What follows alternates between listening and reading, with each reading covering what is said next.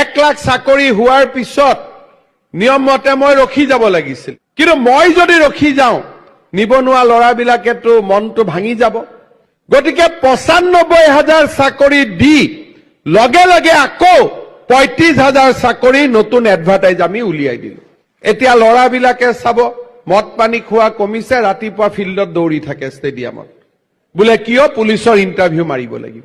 ল'ৰা ছোৱালীবিলাক স্কুল কলেজত পঢ়া আৰম্ভ কৰিছে, আগত নগৈছিল, বোলে এতিয়া পঢ়িয়ে চৰকাৰী চাকৰি হয়।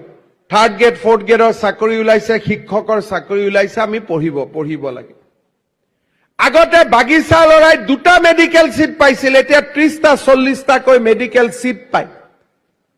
মানুহৰ বাবে 200টা মেডিকেল সিট আছিল, আজি আমি 1500-1700 মেডিকেল সিট হৈ গ'ল। এইবাৰ তিনচুকীয়াত মেডিকেল কলেজ হ'ব আৰু 100টা মেডিকেল সিট বাঢ়িব। কলেজবিলাকৰ নিৰ্মাণ আৰম্ভ হ'ল, য'ত কলা আছিল তাত বিজ্ঞান, য'ত বিজ্ঞান আছিল তাত কমাৰ্চ।